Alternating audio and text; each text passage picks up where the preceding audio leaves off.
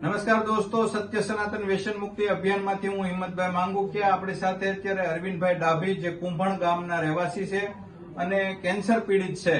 ભગવાન કરે ને કોઈને કેન્સર થાય નહીં, પણ થાય તો આપણે શું કરવું? તો એના માટે આપણે એને કઈ ને કઈ મદદ કરીએ, બસ એ જ ભાવનાથી આ વિડીયો બની રહ્યો છે. ઘણા બધા લોકો વ્યસન કરતા હોય છે, એને વ્યસન ન કરે એવી મારી અપીલ છે, પણ કર્યું છે અને થઈ ગયું છે તો એને મદદ કરવી એ જ આપણો માનવ ધર્મ છે.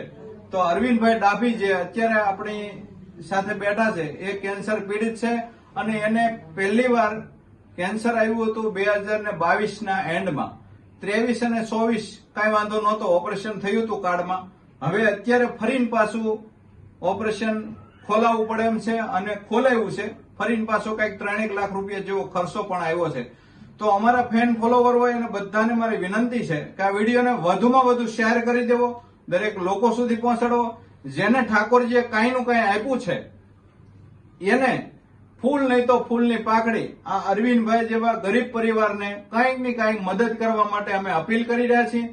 કેન્સર પીડિત છે, ઘરની પરિસ્થિતિ ખૂબ નબળી છે અને આપણી પાસે અત્યારે એવો સમય નથી કે એ પોતે 3-4 લાખ રૂપિયા ખર્ચી શકે. એની પાસે હતું એ બધું દવાખાનાની અંદર જતું રહ્યું છે અને કમાવનાર કોઈ નથી ઘરની અંદર, એકલા વ્યક્તિ ઉપર હતું અને હવે બાયુ છોકરા માટે પણ આપણે મદદ કરવી એ આપણી ફરજ છે, એના પરિવાર માટે. તો અત્યારે 3 થી 4 લાખ રૂપિયા જેવો ખર્ચો એના માટે અત્યારે માથે આવીને ઉભો છે.